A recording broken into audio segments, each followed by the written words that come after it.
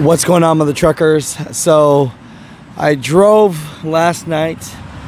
It's an 18-hour drive from where I live in South Florida to Houston, Texas. I still got about 2 hours left, but I'm telling you what, man, sleeping in a U-Haul for a couple hours is brutal, Mutha Truckers. But man, I sure do miss the road. But I just want to give you guys an update that I am safe. People were asking, so thank you for that. Let's get into today's FMCSA video. They have some updates. I'm not here to judge. I'm just here to give you the information.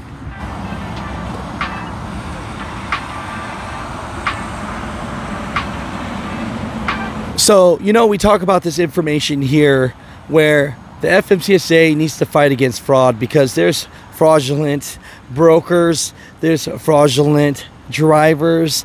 I mean, the whole system is a mess, and they did talk about modernizing that registration system, and they have that in parts.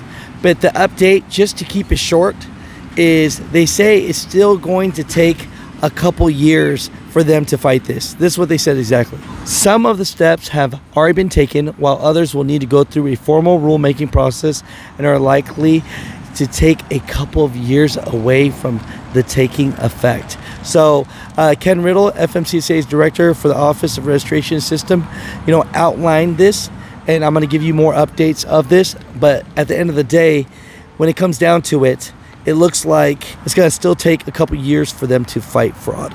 So today, the FMCSA makes a public announcement that they are granting 14 epilepsy waivers, 11 hearing exemptions to truck drivers. So before we get too upset about the epilepsy and how dangerous that can be, the FMCSA in its Federal Registry notice said that the approved 14 applicants have been seizure-free for over a range of 24 years while taking an anti-seizure medication and maintain a stable medication treatment regimen for that time. So, Mutha Truckers, for those 14 drivers that are getting approved, again, that waiver to drive a truck, they haven't had a seizure and they've been free for 24 years.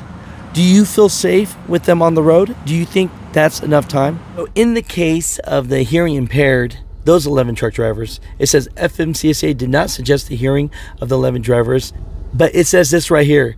It said that earlier studies on the impact of impaired hearing and the ability to successfully drive a truck under the diagnosis had not identified any link between hearing loss and crash risk, and evidence from studies of the private driver's license holder population does not support the contention that individuals with hearing impairment are at increased risk for a crash. So, Mutha Truckers, do you believe that or not?